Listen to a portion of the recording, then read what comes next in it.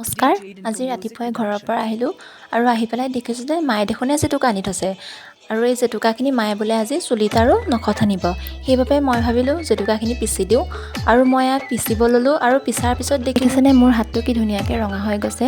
আপোনালোকে জানেনে জেতুকা ছালৰ বাবে কিমান উপযোগী?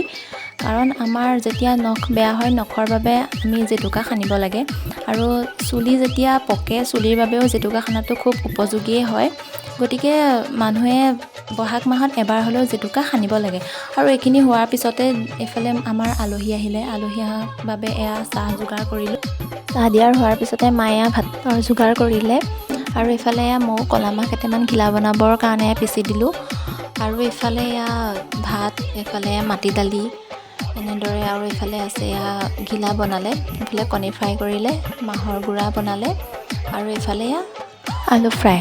তাৰপিছতে আমাৰ এইফালে দেউতা আহিলে। দেউতাই দেখিছেনে এয়া ঘৰতে লগা কল লৈ আহিছে।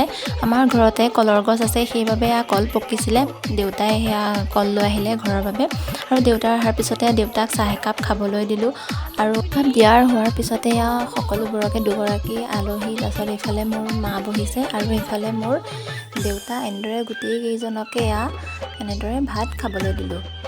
বাৰু আজিলৈ ভিডিঅ'টো ইমানেই আছিলে আৰু নেক্সট ভিডিঅ'ত লগ পাই আছোঁ। আজিলৈ বাই।